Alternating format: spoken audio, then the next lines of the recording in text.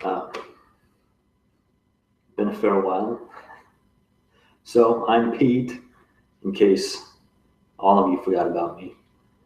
I was looking back over some stuff, just notes on my phone. I think I haven't done these consistently for like 7 months. It's been kind of a crappy stretch. So anyway, give me a few to get warmed up. So here, like I don't know, a month and a half or so ago, I ended up getting laid off, which sucks, right?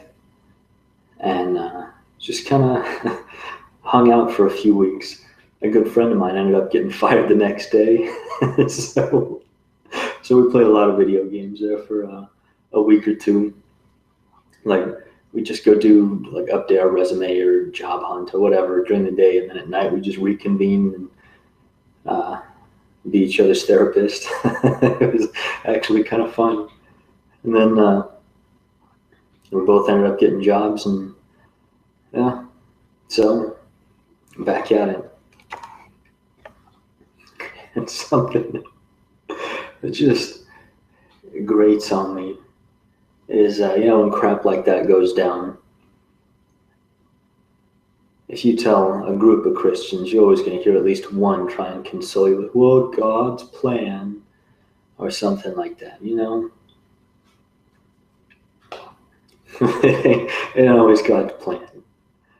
I remember there was one job I had years and years ago.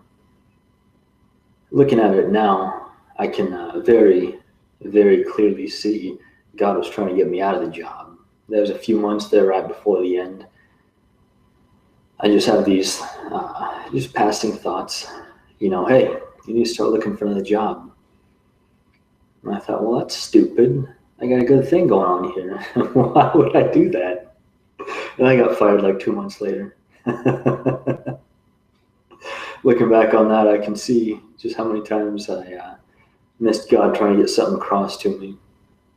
And then I'd have to be some kind of idiot to think God sent that to me to help me move on. He was trying to get me ahead of the curve. Let's not feed each other that garbage. Same with this. There was the one situation that really, really, really opened my eyes, because I was still a lot more religious.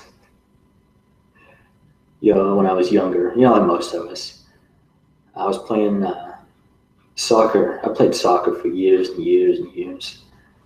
I was playing in high school, and so a lot of these guys I played with for 8, 10, 12 years, they were all on the varsity team for high school, on the A team, the elite squad. And just through a turn of events, I ended up going to this smaller school, just circumstances.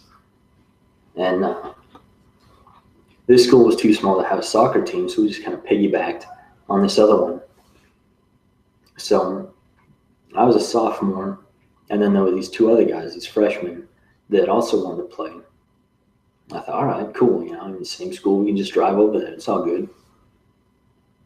And so we show up for tryouts, do our thing, and I ended up getting put on the junior varsity squad with these two other guys that I was with from the same school, while everybody that I'd played soccer with, that I'd captained teams for, they were all on the varsity team. And that really bothered me. It just kind of took the fire out of the game for me. It just wasn't fun. Ended up, I don't know about faking an injury, but played it up just because I didn't really care. And I was trying to figure out why God let this happen to me, and blah, blah, blah. It bothered me for a long time. Probably, I don't know how many months after the soccer season ended, one of the moms of these two freshmen came up to me and it took me a while to interpret what she was saying. But what happened was she got with the coaches of these soccer teams to make sure that I'd be around and to make sure these two freshmen were doing okay. And that was why I didn't make the varsity team, as a favor to somebody, to make sure the kids were safe. And that sucked.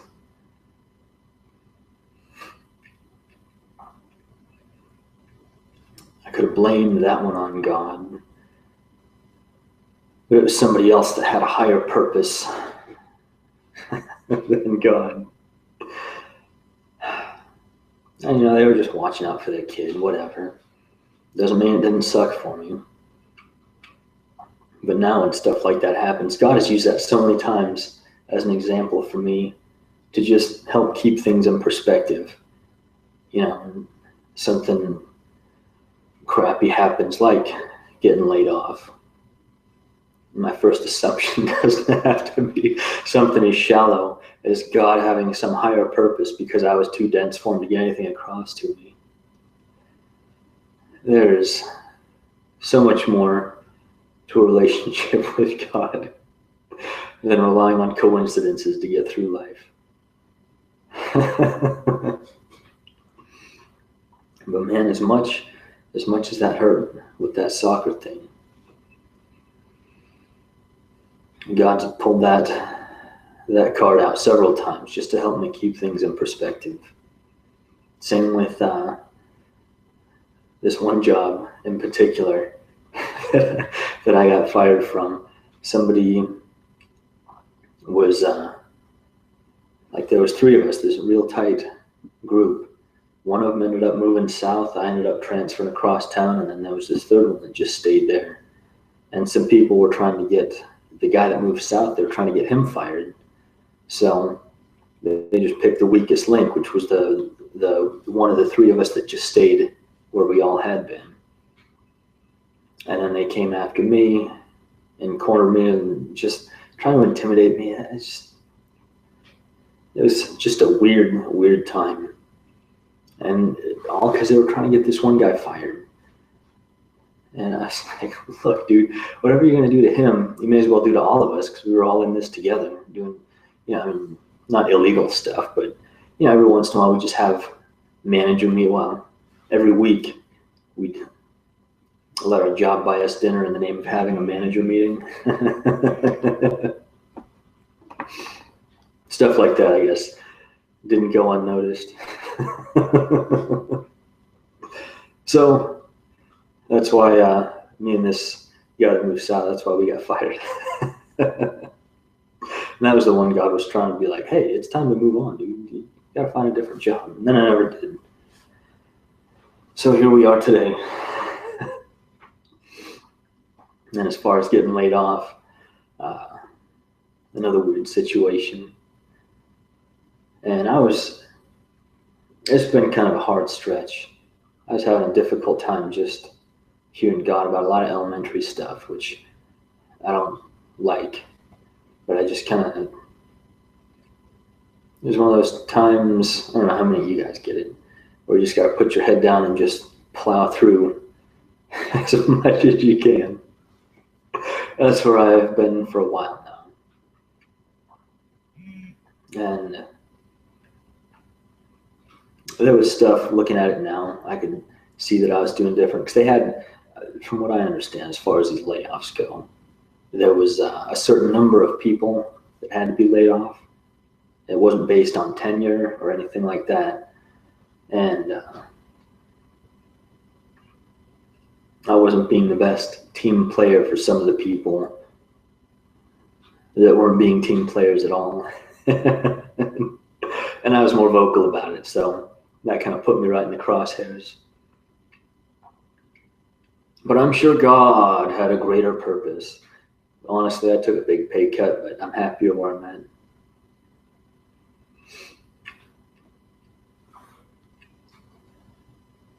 So, all that to say, I guess, I was trying to think something.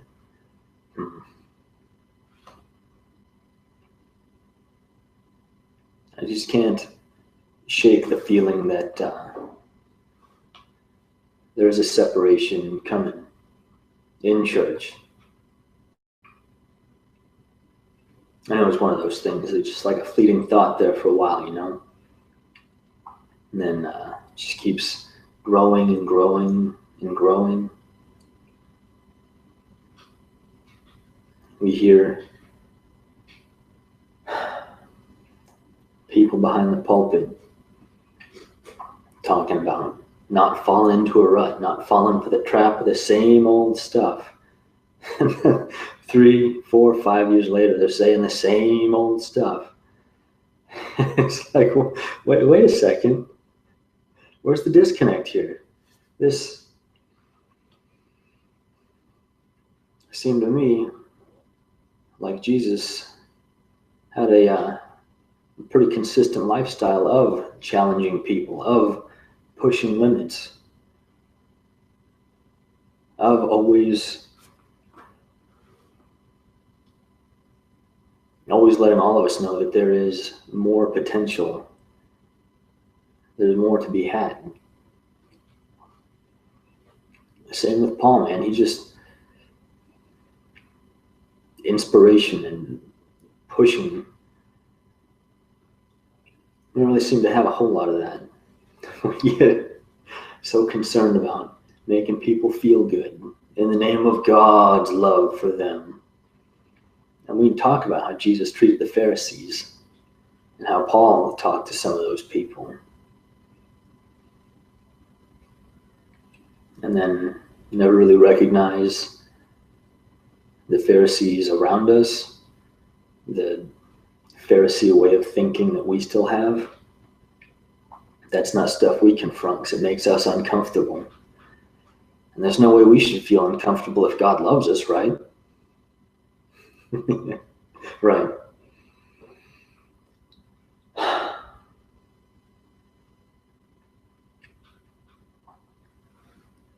And then, a couple things I have never tried to keep secret is my disdain for religion. Absolute disdain for it, man.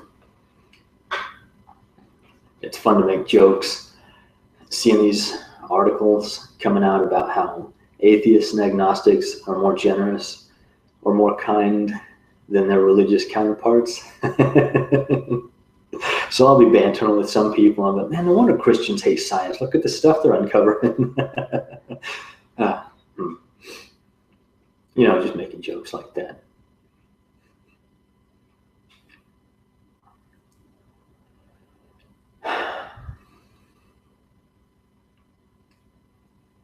But, the other thing I haven't tried to keep secret is that I am, I'm just a focused person, intense, and that doesn't always get expressed properly. So there's been some people that don't like me just because I'm not afraid of vocalizing my thoughts or opinions, and sometimes I don't consult God on it first, and that's something I got to work on. We're all in progress, What I'd love to do is just prove to people God's real, and sometimes I'm awful at that, just awful. I don't remember if I talked about this last time, but it's been a while now. I woke up. I got a message in the middle of the night. Woke up for work, and I got a message saying from somebody I hadn't talked to in months and months and months and months, maybe well over a year. I don't remember. Saying something along the lines of, ask God if my brother's going to be okay.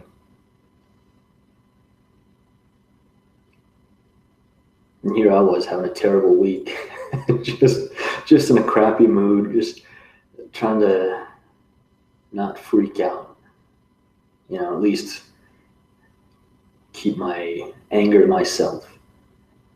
And then I get this message from somebody that doesn't even care about church. We've had talks about God, and they had no interest, really.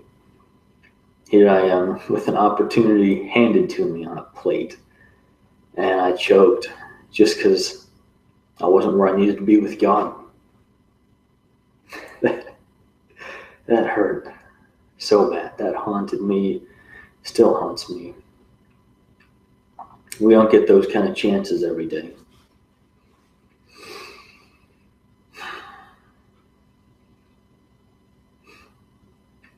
Talk about being, well, that was the other thing too. So I was driving to work that morning, just, God, what can I do? What can I do here? What can I do? We can fix this. We can salvage this, right? We can do something about this. We can make this happen, right? We can come through. And all God kept saying to me was, be ready in season, be ready out of season. And I was not. Was that God's divine plan for me to be so out of shape that I just fell flat on my face when somebody could have really, really used God? If you say yes, you're a monster.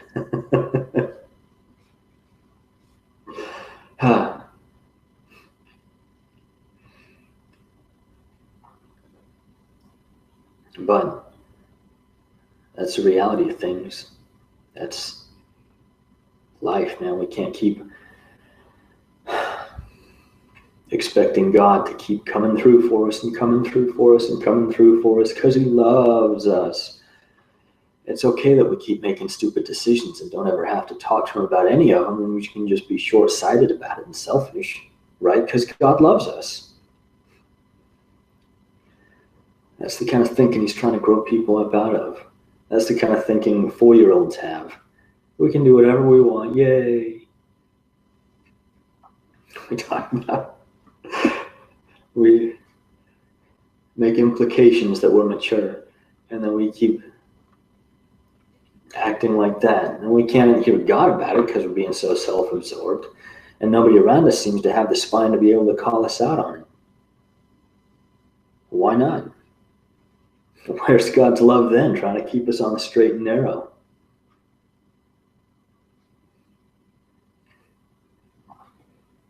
It's not God's love for trying to make everybody feel good about themselves and then just use God as some kind of afterthought or keep it in the context of God. I don't know how much closer you can get to ultimate grace, I guess, without really just putting your whole foot down into that puddle.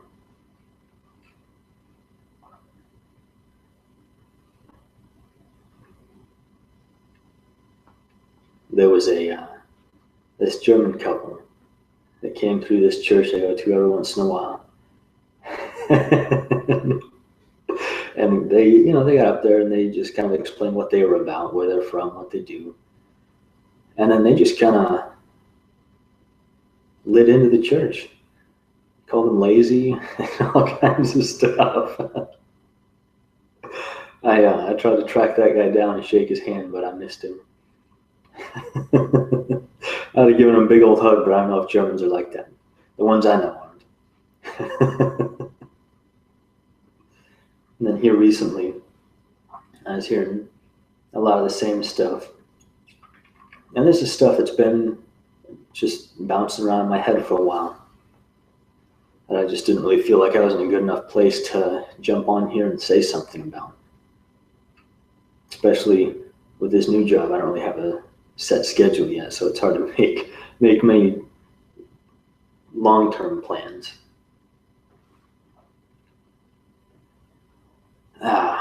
So this guy here recently, same kind of thing. He gets up in front of this church and he's like, not everything is God's plan. He's like, well, my car broke down. There must be a higher purpose for this. He's like, dude, your car's 20 years old. Of course it's going to break down. What'd you expect? Even if you do routine maintenance on it, it's just a matter of time till it just gives up the ghost. And then he just goes further with this example that, well, I don't have the money to fix it right now. So maybe you mismanaged your funds. Maybe you didn't hear God telling you to put a certain amount of money away each paycheck, each month, however frequently.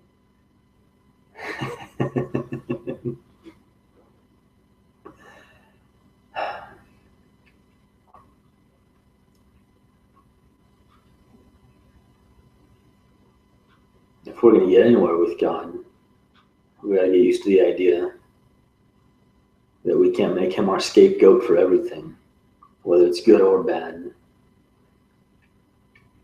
Sometimes, seems like more often than not, it's something we're responsible for. We can look however far back and see that we had a hand in making decisions that got us to where we're at. Sometimes, like with which soccer team I got stuck on, it was just other people interfering, doing what they thought was best. I don't think there was anything I could have done different about that. That's just how it happened. That's when we, as Christians, are supposed to just buck up and deal with it. You're supposed to roll with those kind of punches with God's love, with that kind of peace and patience and that consistently even-keeled temperament. And still end up being like Paul and Silas, just getting all chained up in prison, still finding the joyous gumption to belt out songs.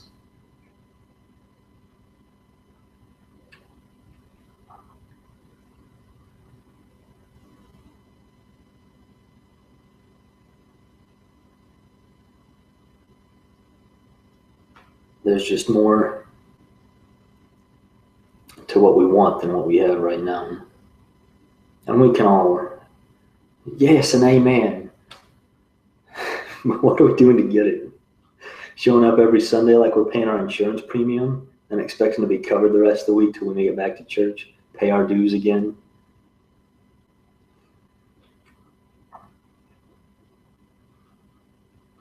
There's a whole lot of churches that are going to have an awful wake-up call when they realize that church isn't about making a living off the people you make feel good every week. It's not about putting your lifestyle on their backs. I don't see that that's what any of those early church ministers did. We talk about how the ones in Jerusalem that stayed there, like Peter and James, maybe to an extent, there's a whole different context than what we've cultivated in America. It was supposed to be an attitude of servanthood.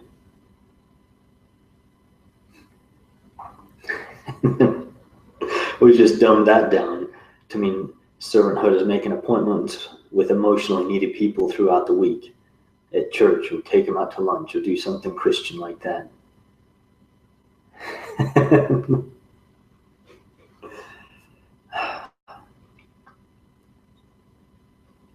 What are we going to do when we find out just how much of an emotional deficit, a spiritual deficit, we've been hiding from our own selves for however long? There was one time, I don't know, years ago, I guess, 2, 3, 4 years ago, maybe more than that. I was getting ready to fly up to Washington State, where all my family is. And I just let myself get so focused and distracted on other stuff, on staying busy. Good stuff, that responsibilities that were just void of God. So here I was trying to prepare myself for going up there. Just trying to cram all my God time in beforehand so I'd be prepared. So I got to the point where a lot of times I'd write down these kind of conversations with God just for something to look back on. When it's when we both have our monologue, I got mine and then God has his. And lately it's just been a lot of just interactive dialogue. I'm not going to write down an 800-page script. But one of those monologues from God, he's like, you spend all this time doing other stuff, keeping me on the back burner, keeping me in mind, but like on reserve more than anything else. Now, all of a sudden, you're just expecting things to be turned on like that. That's not how this works, son. You be prepared in season, you be prepared out of season. It's something that you stay in shape for.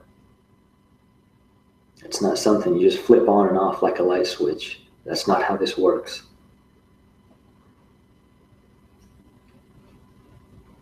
So I just kind of chewed on that for a while before I went up there.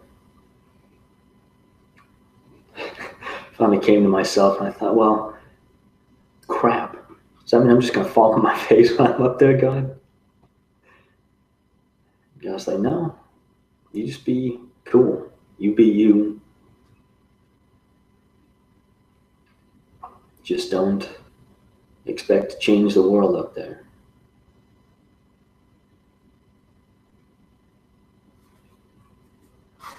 Those kind of come to Jesus chats aren't always the most fun, because it's like we're having to look over the last month, 2 months, 6 months, a year, 2 years, realize just how much time we wasted, and then not even have a good answer for it to God, for ourselves. And then we'll be good for a few months and then fall off the wagon again.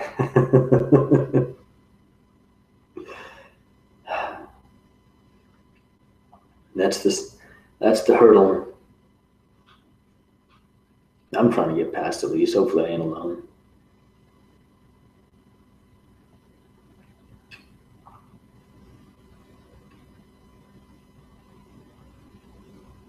But sometimes, man, it felt like the bottom just kind of dropped out there for a while. Like I had places and people I knew I could count on if I needed to. And then most of them just weren't there.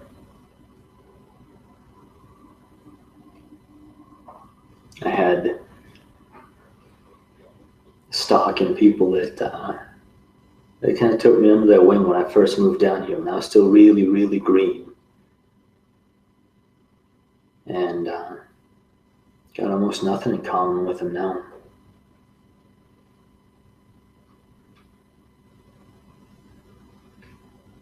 These places I used to think I could count on, used to feel safe there. I don't know what happened to them. Seems like they just kind of lost focus. I thought they'd be some of the last ones to do it.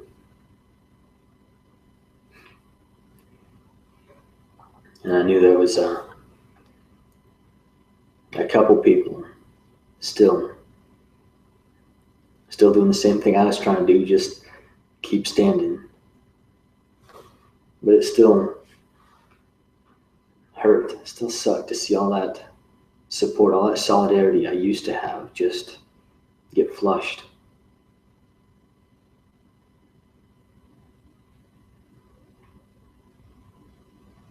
But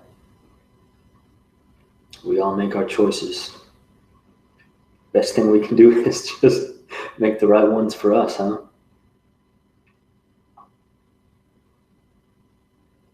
So,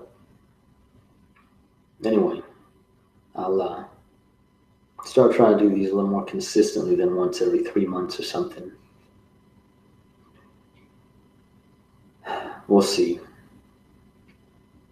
feel like I'm getting some more things to say. I just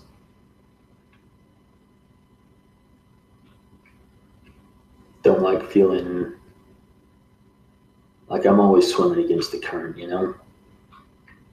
And we can all, well, that's what we're supposed to do as Christians. And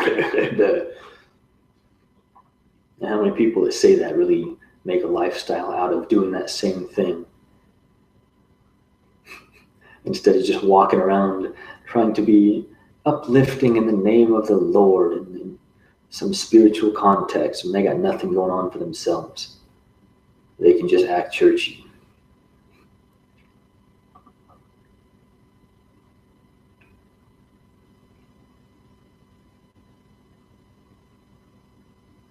Anyway, we'll have to do this more often. I'll figure something out. Love you guys. Peace.